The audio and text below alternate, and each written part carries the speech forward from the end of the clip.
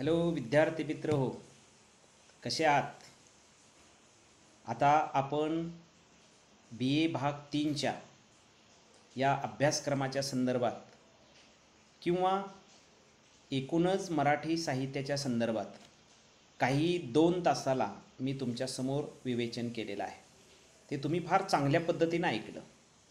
आता या निमित्तानं या 3ऱ्या तासाला तुमचे मी हार्दिक स्वागत करतो आणि या मराठीच्या अभ्यासाच्या संदर्भात जे काही ऑनलाईन तुमच्यासमोर संवाद साधण्याची मला जी संधी मिळते आहे ते अत्यंत चांगल्या पद्धतीची, अत्यंत एक वेगळ्या जाणिवेची आहे आणि म्हणून आपण थोड्याशा चांगल्या पद्धतीनं संवाद एकमेकांशी साधूया.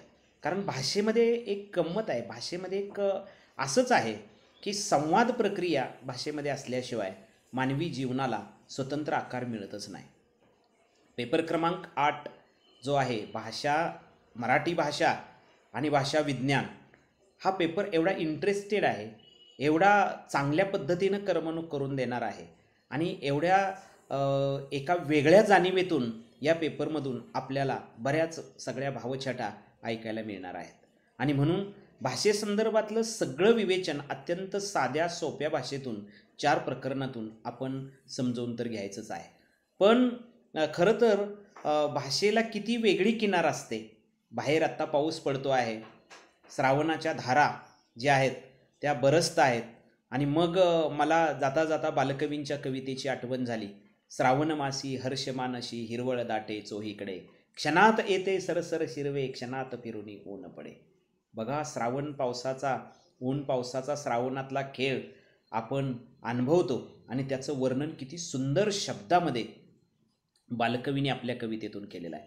म्हणून बालकवींच्या कवितेच्या सगळ्या भावछटा किंवा त्या बालकवींच्या कवितेतलं भावनात्मक सौंदर्य किंवा अभिव्यक्ती सौंदर्य किंवा त्या कवितेचा आशय आपण ज्या वेळेला समजून घेतो त्यावेळेला आपल्याला भाषेचं खरं सामर्थ्य कळतं. ज्ञानेश्वरांनी जसं भाषेचं कौतुक आणि गौरव केलेला आहे त्याच शब्दामध्ये त्या निसर्गातला संपूर्ण आविष्कार आपल्या कवितेतून कवी व्यक्त करतो आणि मग ती भाषा कशी, तिला अलंकार प्राप्त होतात, भाषेला कसं सौंदर्य प्राप्त होतं, भाषा कशी नटते अलंकारांनी आणि विविध शब्दांनी, याचा विचार या ठिकाणी आहे.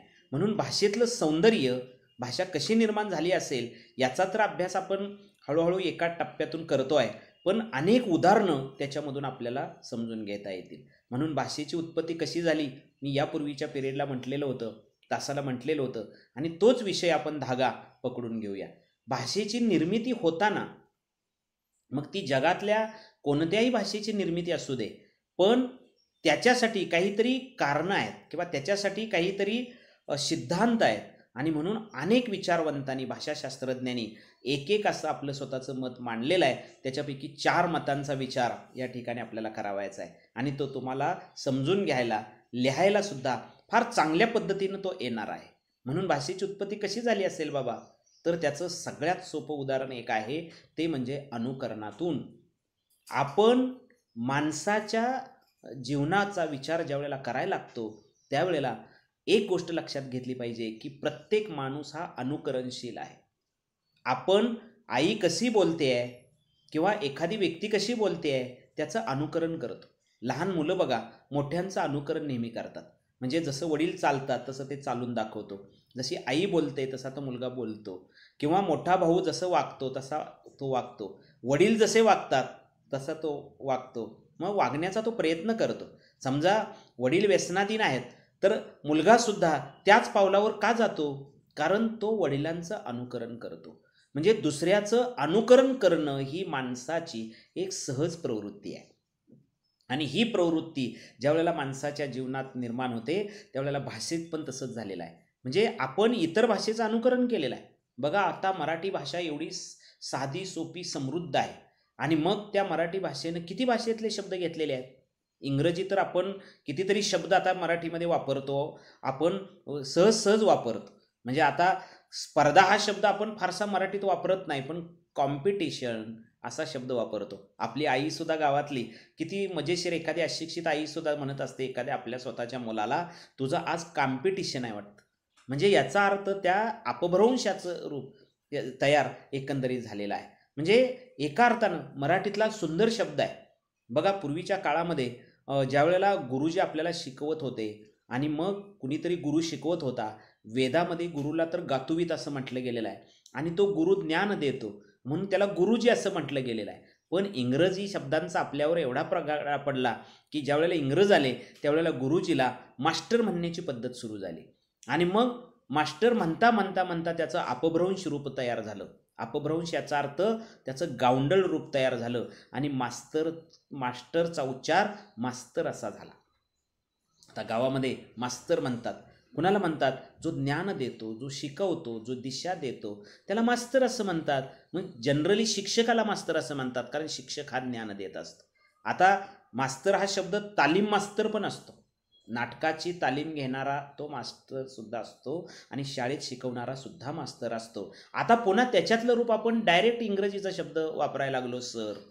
म्हणजे इतर भाषेचं आपण अनुकरण केलेलं आहे. अनुकरणातून भाषा प्रगल्भ होत जाते म्हणण्यापेक्षा अनुकरणातून भाषा बदलत जाते. दुसऱ्याचं अनुकरण करणं ही माणसाची एक सहज प्रवृत्ती आहे. भाषेच्या बाबतीत ही सातत्यानं असं भाषा बोलणाऱ्या व्यक्तीने अनुकरण केलेलं आहे आणि त्याच्यातून ती भाषा तयार झालेली आहे. आता मराठीमध्ये इंग्रजी शब्दांचा भरपूर आपल्याला आलेले दिसतात. मागच्या 300 वर्षापूर्वी ते इंग्रजी शब्दच नव्हते कारण जोपर्यंत ते इंग्रज नव्हते तोपर्यंत इंग्रजी शब्द येणं शक्यही नव्हतं. त्यानंतर ते आले. त्याच्या अगोदर फारशी उर्दू शब्द आलेले आहेत, काही हिंदी शब्द आलेले आहेत. म्हणजे फारशी आणि उर्दू शब्दांचा सुद्धा त्यावेळेला 14व्या-15व्या शतकामध्ये मराठीवर आक्रमण झालेलं आहे आणि म्हणून अनुकरणातून सुद्धा भाषेचं एक रूप तयार होतं. अगदी सुरुवातीच्या काळामध्ये सुद्धा अनुकरणच घडलेलं आहे. म्हणजे सुरुवातीला मी कालच्या तासाला आपण बघितलेलं होतं की हावभावातून भाषा तयार होते. पण हावभावातून नंतर माणसाला कळलं की माणसानं आवाज काढला, ध्वनी काढला आणि ज्यावेळेला तो माणूस ओरडला त्यावेळेला कुणाला तरी ऐकायला गेलं, तो संदेश दिला गेला आणि मग इकडं ये बोलवलेला आहे किंवा काहीतरी आवाज दिल्यानंतर तो माणूस चालत आला. म्हणजे भाषेमध्ये ध्वनीला महत्त्व आहे. ध्वनी म्हणजे उच्चार. आता मी जे काही बोलतोय ना त्याचा उच्चार होतोय म्हणजे ध्वनी आहे. आणि मग ठराविक मूलध्वनी आपण पक्के केले. कोणते? अ पासून अम आहापर्यंत, क पासून ज्ञपर्यंत हे ठरवले देवनागरीत ध्वनी ठरवले आणि ते ध्वनी म्हणजे आपल्या उच्चारामध्ये जे व्यवहारात होते तेच ध्वनी भाषाशास्त्रज्ञांनी तयार केले आणि मग त्याला या ठिकाणी शब्द त्याच्यातून तयार झाले आणि त्याच्यातून मग वाक्य तयार होऊन भाषा देवाणघेवाणीसाठी वापरली गेलेली आहे. म्हणून भाषेमध्ये अनुकरणाला फार महत्त्वाचं स्थान आहे. एक एक व्यक्ती जे अनुकरण करते ना त्याच्यातूनच भाषेचा विकास होत जातो आणि म्हणून पुढचं जे महत्त्वाचं सगळ्यात वैशिष्ट्य भाषेचं आहे ते म्हणजे भावना अभिव्यक्ती. याच्यावरती थोडासा विवेचन मागच्या तासाला संपता आपण पाहिलेला आहे. भावना अभिव्यक्ती म्हणजे काय? तर मनातल्या भावनेची अभिव्यक्ती होणं, मनातल्या भावना व्यक्त करणं. माझ्या मनात ज्या भावना तुम्हाला आता व्यक्त करावायच्या ते मी व्यक्त करू लागलेलो आहे. एखाद्याला दुःख झालेलं आहे तर तो भावना व्यक्त करतो, एखाद्याला आनंद झालेला आहे तो भावना व्यक्त करतो. म्हणजे कालच 10वीचा निकाल लागला आणि 10वीचा मुलगा जो आहे तो ज्यावेळेला त्याला जेवढे मार्क्स पडलेले आहेत ते मार्क्स सांगत तो दुसऱ्याला गेला आणि सांगू लागला की मला हे मार्क्स कसे मिळाले किंवा मला हे मार्क्स मिळवताना कशा पद्धतीचा आनंद झाला. म्हणजे तो मनातल्या भावना व्यक्त करू लागला. किंवा एखाद्या मुलाला मार्क्स कमी पडले म्हणून तो रडत रडत आपल्या मनातल्या भावना दुसऱ्याला सांगू लागला. म्हणजे भाषेचं सगळ्यात महत्त्वाचं प्रभावी वैशिष्ट्य काय? तर भावना अभिव्यक्ती करणं. आणि हीच भाषेची पहिली उपपत्ती किंवा त्याच्यातली एक उपपत्ती आहे किंवा त्याचा तो सिद्धांत आहे. म्हणून त्याला एक वेगळ्या प्रकारची जाणीव आहे. भावना अभिव्यक्ती, मनातली भावना अभिव्यक्तीचं एक साधं आणि सोपं अत्यंत सुंदर उदाहरण आपण बघूया.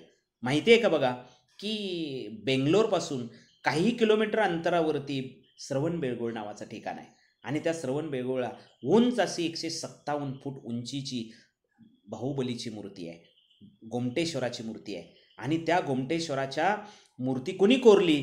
तर 9व्या शतकामध्ये चामुंडराय नावाचा जो संस्थानिक राजा होता त्यानं ती मूर्ती कोरलेली आहे.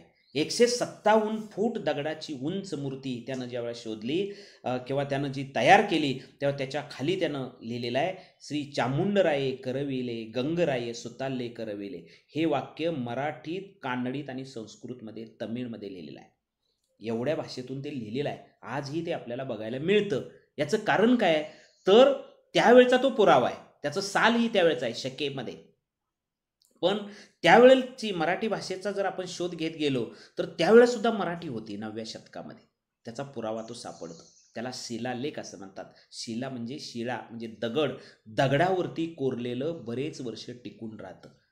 कागदावरती लिहिलेलं कदाचित कागद गेल्यानंतर ते निघून जाईल किंवा ते संपुष्टात येईल, पण दगडावर कोरलेलं हजारो वर्षापासूनचं जे लिखाण आहे ते आजसुद्धा पाहावयास मिळतं. त्याला शिलालेख असं म्हणतात.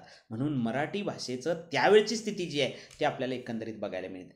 तर ती गोमटेश्वराची मूर्ती कोरणारा तो असणारा, जरी त्या राजानं किंवा त्या असणाऱ्या चामुंडरायनं जर ती करविली केली असली तरी तो करणारा, कलाकृती करणारा किंवा ती कोरणारा जो व्यक्ती होता, शिल्पकार होता, त्याचं नाव आहे हरीश नेमी.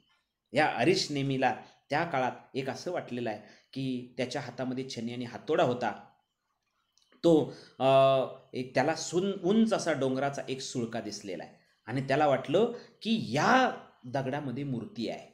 हा जो उंच दगडाचा सुळका आहे, हा जो मोठा पर्वत आहे, याच्यामध्ये दगडात मूर्ती आहे. त्याच्या अंतर्मनानं त्याला सांगितलं.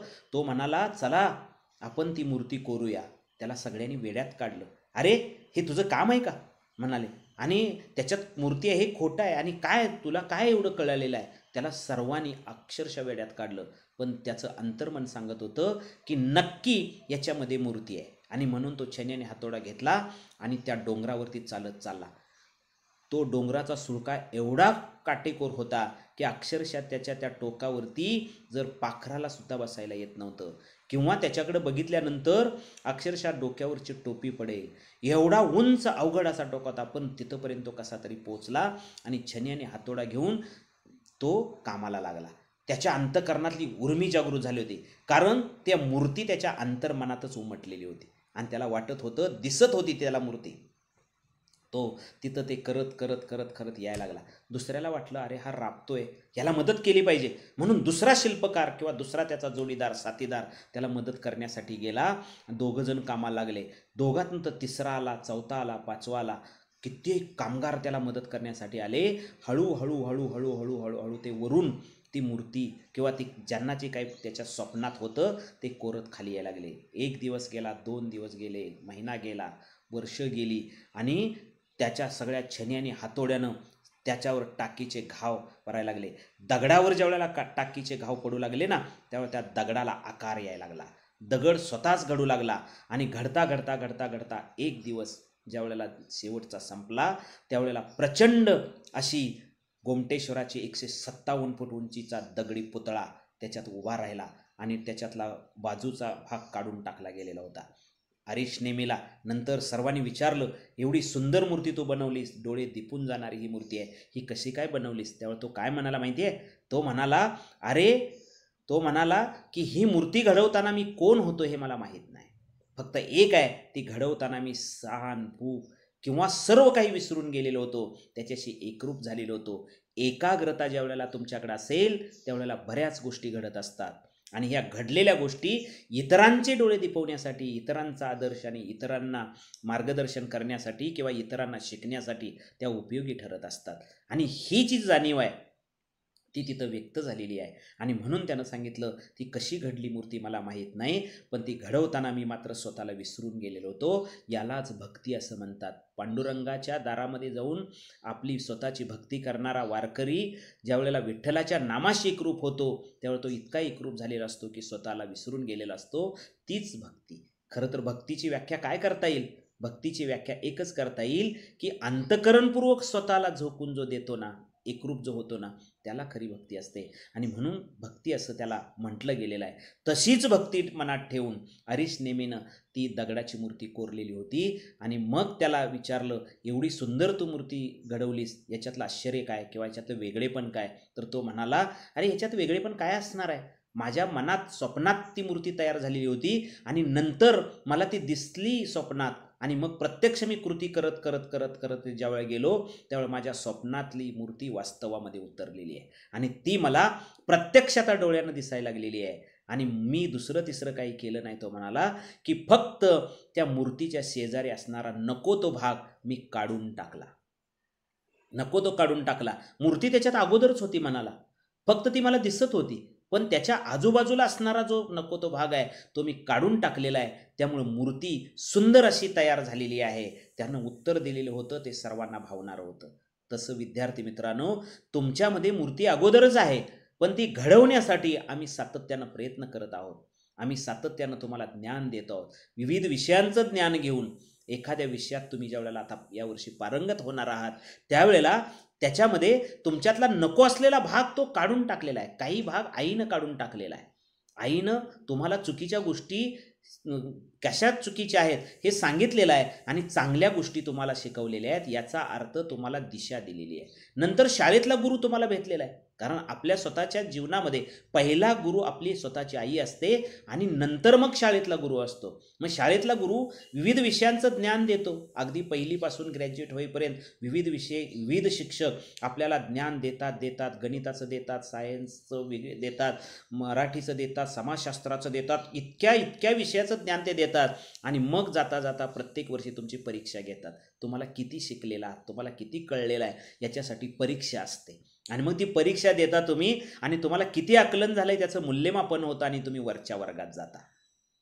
हा खरा गोष्टीची आहे. आरिश नेमीचं तसंच झालं. आरिश नेमीनं आपल्या मनातली भावना व्यक्त केली, अभिव्यक्त केली आणि त्यानं सांगितलं की मूर्ती त्याच्यात अगोदर होती, फक्त मी नको असलेला भाग काढून टाकला. तसं या ठिकाणी भाषेचं, कारण तिथं काय झालं, भाषा साकार झाली, मराठी भाषा साकार झाली. काय झाली, त्यानं आपल्या मनातल्या भावना व्यक्त केल्या आणि व्यवहार विनिमय झाला, सुसंवाद साधला, संप्रेषण व्यवहार झाला. ऐकणारा आणि बोलणारा या दोघांच्या मधलं खरं जे माध्यम आहे, या दोघांच्या मधलं जे साधन आहे ते म्हणजे भाषा आहे. आणि म्हणून ही भाषा कशी तयार झाली असेल तर भावना व्यक्त करण्यासाठी भाषा तयार झाली असेल. भावना व्यक्त करता करता भाषा तयार झाली असेल, अनुकरण करता करता भाषा तयार झाली असेल. आणि त्याही पुढे जाऊन आपण जर विचार केला तर श्रम परिहार, श्रम म्हणजे काम, कष्ट, परिहार, श्रम कमी करताना, श्रम कमी करण्यासाठी आपण मनातल्या भावना व्यक्त करत असतो. बघा, एखाद्याला फार त्रास झालेला आहे, एखाद्याला फार कष्ट सोसले आहे, त्यावेळेस तो सगळं म्हणतो आणि वैतागून सांगतो, अरे मी किती सोसलेला आहे, मी किती कष्ट केलेलं आहे, मी किती राबलेलो आहे, मी किती तुमच्यासाठी केलेलं आहे. आईसुद्धा वैतागून म्हणते, तुमच्यासाठी एवढं राबते, एवढं कष्ट करते, एवढं करते आणि करता करता करता करता ती त्या कामामध्ये एवढं गुंतून जाते की जाता जाताची जेव्हा बोलते ती व्यक्त तिला करावंसं वाटतं. त्यावेळेला श्रम परिहार करण्यासाठी भाषा तयार झालेली. म्हणजे श्रम परिहार करता करता, कष्ट करता करता माणसाला काही निमित्तानं व्यवहार विनिमय करण्यासाठी बोलावं लागलं, मनातल्या भावना व्यक्त कराव्या लागल्या आणि त्याच्यातून त्याच्या सगळ्या जाणीवेचा शोध जो आहे तो व्यक्त झालेला आहे. म्हणून श्रमपरिहार करण्यासाठी भाषा तयार झाली असंही म्हणायला काही हरकत नाही. हे सगळ्या भाषाशास्त्रज्ञांनी, विचारवंतांनी अशी ही मतं मांडलेली आहेत. मी अत्यंत साध्या आणि सोप्या शब्दामध्ये आपल्याला ते समजून घेता येतील आणि त्याही पुढे जाऊन शेवटचा एक सगळ्यात महत्त्वाचा ह्याच्यातला मुद्दा जो आहे, अजून काही वैशिष्ट्ये बरीच आहेत पण आता एक मुद्दा सगळ्यात महत्त्वाचा आहे, तो म्हणजे संपर्क. त्याला कॉन्टॅक्ट असं म्हणते. काय, एकमेकांशी सुसंवाद साधण्यासाठी, एकमेकांना भेटण्यासाठी, संपर्क करण्यासाठी भाषा तयार झालेली आहे असं म्हटलं गेलं. काय संपर्क करायचा आहे, कशासाठी, म्हणजे तुम्ही तुमच्या मित्राला सांगता की आता आज आपल्याला सिनेमाला जायचं आहे, आज आपल्याला सहलीला जायचं आहे, त्याच्यासाठी तुम्ही संपर्क करता त्याला आणि संपर्क करण्यासाठी तुम्हाला भाषेचा आधार घ्यावा लागतो. असा संपर्क तुम्ही करता का न बोलता? कसा संपर्क? मग मोबाईल हे साधन वापरता आणि मोबाईल हातामध्ये घेता, फोन लावता आणि तिकडून हॅलो कोण म्हणतं त्यावेळेला तुम्ही सांगता अरे आज आपल्याला काय करायचं आहे तर फिरायला जायचं आहे, उद्या आपल्याला सहलीला जायचं आहे, असं नियोजन झालेलं आहे.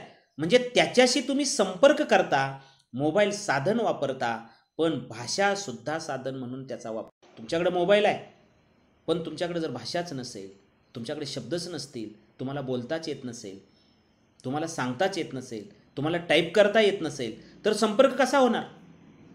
म्हणून संपर्क करण्यासाठी भाषा तयार झालेली आहे. संपर्कातून भाषा साकार झालेली आहे. किती सुंदर सुंदर आहे विचार आहे. किती जाणीवपूर्वकरित्या तुम्हाला या सगळी गोष्ट, म्हणजे 4च मुद्दे आपण या तासाला बघतोय. याच्यातून भाषा म्हणजे भाषा कशी उत्पत्ती झाली असेल, भाषेची निर्मिती कशी आहे. मी फक्त मराठी भाषेचाच विचार करतो असं नाही. जगातल्या जवळजवळ माझ्या माहितीप्रमाणे 16,000 जगात भाषा बोलल्या जातात. त्याच्यापैकी जवळजवळ 1500 ते 1600 भाषा भारतात बोलल्या जातात. या सर्व भाषा संपर्क करण्यासाठीच तयार झाल्या असाव्यात. या सर्व भाषा श्रमपरिहार करता करताच तयार झाल्या असाव्यात. या सर्व भाषा मनातल्या भावना अभिव्यक्ती तयार करण्यासाठीच तयार झाल्या असाव्यात. या सर्व भाषा कुणाचं तरी अनुकरण करण्यासाठीच तयार झाल्या असाव्यात. म्हणून या 4 मुद्द्यांचा विचार ज्या वेळेला आपण करायला लागतो त्यावेळेला जीवनाची एक विशिष्ट रचनात्मक मांडणी आपल्या लक्षात यायला लागते. बघा, सुरेश भटाने असं म्हटलेलं आहे, उषक काल होता होता काळ रात्र झाली, अरे पुन्हा आयुष्याच्या पेटवा मशाली, आम्हीच 4 किरणांची ही आस का धरावी, जे कधीच नव्हते त्याची वाट का पाहावी, कसा सूर्य अंधाराच्या पाहतो पखाली. या 4 ओळी जर आपण घेतल्या ना तर त्या 4 ओळी संपूर्ण मराठी माणसाची अस्मिता जागृत करतात. एक म्हणजे कवी आपल्या मनातल्या भावना ज्या वेळेला व्यक्त करतो त्यावेळेला हजारो माणसांना आनंद मिळायला लागतो. कसा आनंद मिळतो? आनंद तर मिळतोच, पण काही वेळा प्रेरणा पण मिळते. स्वातंत्र्याचं आंदोलन सुरू होतं, 42ची क्रांती चालू होती. महात्मा गांधींनी चले जाओ असा नारा गोवालिया टँक करून 8 ऑगस्टला दिलेला होता. आणि अशा परिस्थितीमध्ये त्यावेळेला कुसुमाग्रज नावाचा एक कवी, नवीन उद्योमक कवी जो आहे, तो प्रभात नावाच्या त्या वर्तमानपत्राच्या ऑफिसमध्ये बसलेला होता. बातम्या अनेक येत होत्या आणि एक रात्रीच्या 12 वाजता बातमी आली, कलकत्त्याला डमडमच्या तुरुंगामध्ये काही राजकैद्यांनी अन्नत्याग करून आपल्या प्राणांची आहुती दिलेली आहे. भारत मातेसाठी त्यांनी आपला स्वतःचा प्राण दिलेला आहे, अन्नत्याग केलेला आहे. भारत स्वतंत्र झाला पाहिजे म्हणून त्यांनी ती बातमी ज्या वेळेला ऐकली ना त्यावेळेला विवा शिरवाडकर, कुसुमाग्रज अस्वस्थ झाले आणि तिथंच टेबलावरती बसले आणि त्यांच्या हातात म्हणजे पेन होता, लेखणी होती आणि त्यांच्या तोंडून किंवा त्यांच्या मनातल्या भावना जागृत झाल्या आणि त्या शब्दावर ते कागदावर उमटायला सुरुवात झाली. ते काय म्हणाले? गरजा जे जयकार क्रांतीचा, गरजा जे जयकार, अन वज्रांच्या छातीवरती झेलून घ्या प्रहार. बघा, गरजा जे जयकार क्रांतीचा, गरजा जे जयकार. भारत मातेसाठी प्राणांची आहुती देणाऱ्या त्या सैनिकांना प्रेरणा म्हणून त्या भारत मातेची विनवणी करणं, भारत मातेच्यासाठी आम्ही प्राणांची आहुती दिलेली आहे असं सांगणाऱ्या तरुण म्हणजे गरजा जे जयकार क्रांतीचा, गरजा जे जयकार, अन वज्रांचे छातीवरती झेलून घ्या प्रहार. आणि ही कविता सलग ते लिहित गेले आणि ती कविता ज्या वेळेला छापून आली, ज्या वेळेला ऐकली, वाचली लोकांनी, त्यावेळेला हजारो तरुणांनी परत भारतीय स्वातंत्र्य लढ्यामध्ये सहभाग घेतला. म्हणजे त्यांना प्रेरणा मिळाली, त्यांना चेतना जागृत झाली त्यांच्या मनातली. आणि खरोखर एका त्या कवितेनं हजारो तरुण जागृत झाले आणि भारत मातेच्या स्वातंत्र्यासाठी, तिच्या मुक्तीसाठी लढण्यासाठी तयार झाले आणि त्या स्वातंत्र्य युद्धामध्ये त्यांनी भाग घेतला आहे. एका शब्दाचं, 4 शब्दांचं, एका कवीचं किती मोठं सामर्थ्य असतं. चले जाव म्हटल्यानंतर सारा देश पेटून उठलेला होता. जय किसान, जय जवान ह्या संघटना असतात. काय बघा, ह्या ज्या सगळ्या अशा ज्या घोषणा असतात त्या सर्वांना कशा मनात चैतन्य निर्माण करायला लागतात. आणि म्हणून एकच गोष्ट लक्षात ठेवणं गरजेचं आहे की भाषा उत्पन्न होताना कशा पद्धतीनं झालेली आहे, तिच्या भावछटा कशा पद्धतीच्या आहेत, भावनेची अभिव्यक्ती कशी तयार व्हायला लागते. तुम्ही चिडून एखाद्याला सांगायला लागता त्यावेळी तुमच्या मनातल्या भावना जागृत झालेली असते आणि त्या भावना जागृत होण्यासाठी मराठी साहित्यामध्ये नवरस आहे, नवरसांचा. ज्ञानेश्वरांनी तर असं म्हटलेलं आहे, मी 9 रसांचा वर्षाव करणार आहे. पण त्याच्यापैकी 8 रस भरतानं सांगितले, भरत नावाच्या शास्त्रज्ञानं सांगितले. शृंगार, वीर, करुण, हास्य, विभत्स असे रौद्र. एखाद्याला राग आला आणि तो राग त्याच्यातला दिसायला लागला आणि तो बोलायला लागला की त्याच्यातला रौद्र रूप जागृत झालेला असतो.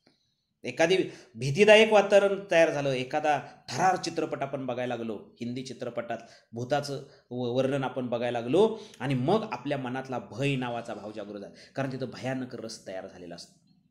रस या शब्दाचा अर्थ काल मी तुम्हाला सांगितलेला आहे. फळात रस असेल तर ते फळ जिवंत आहे, अन्यथा अंतःकरणात आत्मा असेल, शरीरात आत्मा असेल, जसं शरीरात आत्म्याला महत्त्व मानलं जातं तसं फळात रसाला मानलं जातं. तसं साहित्यामध्ये रस असतील तरच ते आपल्याला, म्हणजे चित्रपट नुसताच दुःखी असेल तर कुणी बघणार नाही, सगळंच हसायचं असेल कुणी बघणार नाही, चित्रपटामध्ये वीररस जर नसेल तरी पण कुणी बघणार नाही, म्हणजे बोर होईल आपल्याला. पण क्षणाक्षणाला 5, 2, 4 मिनिटाला तो रस बदलतो. म्हणजे फायटिंग चालू असली, मारामारी चालू असली की आपल्या मनातला उत्साह जागृत व्हायला लागतो, वीर रस तयार झाला असतो. प्रियकर आणि प्रियसी एकमेकांच्या हातात हात घालून ज्या वेळेला प्रीतीच्या भावना व्यक्त करायला लागतात त्यावेळेला दोघांच्या मनातला प्रेमभाव जागृत झालेला असतो, म्हणजे शृंगार रस तयार झालेला असतो. ज्यावेळेला कोणीतरी तुम्हाला एखादं कॉमेडी पात्र येतं आणि काहीतरी तिथं गंमत करतं किंवा त्याच्यात वेगवेगळ्या शब्द वापरतं आणि मग हसवतं, त्यावेळेला तिथं हास्यरस तयार झालेला असतो. अशा अनेक अनेक गोष्टी आहेत. काहीतरी दुःखद घटना तिथं दाखवलेली असते आणि मग कुणीतरी सर्वजण रडायला लागतात, डोळ्यातून गळगळ अश्रू व्हायला लागतात. दुःखदायक मृत्यूचा प्रसंग दाखवलेला असतो, तिथं करुण रस तयार झालेला असतो. बघा, रसांची नावं किती सुंदर आहेत, किती चांगली आहेत. आणि ही भाषा तयार झाली म्हणूनच या गोष्टी तयार झाल्या ना. म्हणून भाषा कशी तयार झाली असेल, या सर्वांचं योगदान आहे भाषेसाठी. कारण भाषा तयार झाल्यानंतर मग तिचं व्याकरण तयार झालं, मग हे भावना अभिव्यक्ती, भावना शब्द नावाचा तयार झाला, अनुकरण नावाचा शब्द तयार झाला, सर्मपरिहार नावाचा शब्द तयार झाला. फार सुंदर शब्दामध्ये त्याचं एकंदरीत वर्णन होतं. एक कविता फार सुंदर इथे आहे, गे माय भू, आम्हाला शाळेमध्ये होती आणि त्याच्यातनं कशी भावना अभिव्यक्ती होते बघा. गे माय भू तुझे मी फेडीन पांग सारे, आणीन आरतीला हे चंद्र सूर्य तारे. आपल्या आईसाठी, आई म्हणजे भारत माता, हिच्यासाठी एक तरुण आपल्या मनातल्या भावना जागृत करतो सुरेश भटांच्या रूपानं आणि तो म्हणतो, गे माय भू तुझे मी फेडीन पांग सारे. तू मला माझ्यासाठी भरपूर केलेला आहेस. तिथं मला तू जन्माला मी आलो त्यावेळेला माझा पाय तुझ्या या जमिनीवरती ठेवला, मातीवरती ठेवलेला आहे. याच्यासारखं भाग्य नाही कुठलं आणि तिचे सगळे पांग मी आता फेडणार आहे आणि तुझ्या आरतीला हे तारे सुद्धा मी आणण्याचं सामर्थ्य माझ्याकडे आहे. म्हणून आई, तुझ्यापुढे मी अजून आहे तान्हा. तुझ्यापुढं अजून लहानच आहे. आई पुढं कोणताही कितीही मुलगा मोठा झाला तर तो आईचा मुलगाच असतो. किती मोठा ऑफिसर झाला, किती मोठा साहेब झाला तरी सुद्धा तो कोण असतो तर आईजवळ तिचा मुलगा असतो. आणि ही गोष्ट सगळ्यात महत्त्वाची आहे. शब्दात गोड माझ्या आता हळूच पान्हा. माझ्या शब्दात पान्हा फुटलेला आहे, माझ्या शब्दात गोडवा आहे आणि हा गोडवा तुला जपायचा आहे. भाषेतलं सौंदर्य किती मोठं आहे. भाषा उत्पन्न झाली, या 4 वैशिष्ट्य, अजून 4 वैशिष्ट्ये पुढच्या टप्प्याला आपल्याला पाहिजे आहेत. आणि म्हणून या सर्व गोष्टींचं विवेचन जे आहे फार सुंदर शब्दामध्ये करता येईल. आणि म्हणून या पेपर क्रमांक 8ला भाषा कशी तयार झाली असेल याच्या बाबतीतलं फार एक वेगळेच विवेचन तुम्हाला फार सोप्या आणि साध्या शब्दातून येणार आहे. 4 प्रकरणं आहेत, ज्या 4 प्रकरणातून तुम्हाला वेगवेगळी मांडणी कशी झाली आहे ह्याच्यापेक्षाही पुढं इंटरेस्टेड आणि अत्यंत चांगले जे शब्द आहेत ते तुम्हाला ऐकायला मिळतील. माझ्यासुद्धा या लेक्चरमधून इंग्रजीचा तुम्हाला शब्द येतात, पण ती अंगवळणाचा भाग आहे. पण प्रत्यक्ष काही गोष्ट मराठीतले शब्द जे आहेत ते कुठं गेलेले आहेत, लोप पावलेले आहेत, अशा अर्थानं आपल्याला माहिती नाहीत. हे आपलं दुर्दैव आहे. आणि म्हणून विद्यार्थी मित्रांनो, एक साधी गोष्ट आहे की या वर्षाचा अभ्यासक्रम करताना मराठी भाषेच्या बाबतीतल्या ह्या सगळ्या सोप्या भावछटा अत्यंत व्यावहारिक पातळीवरती आपण समजून घेत पुढे जाणार आहोत. पुढच्या तासाला याही पुढचा भाग सांगता येईल. आपण शांत चित्तानं ऐकत आहात आणि प्रतिसाद देत आहात. तुमच्या ज्ञानामध्ये निश्चित भर पडेल असं मला वाटतं. धन्यवाद.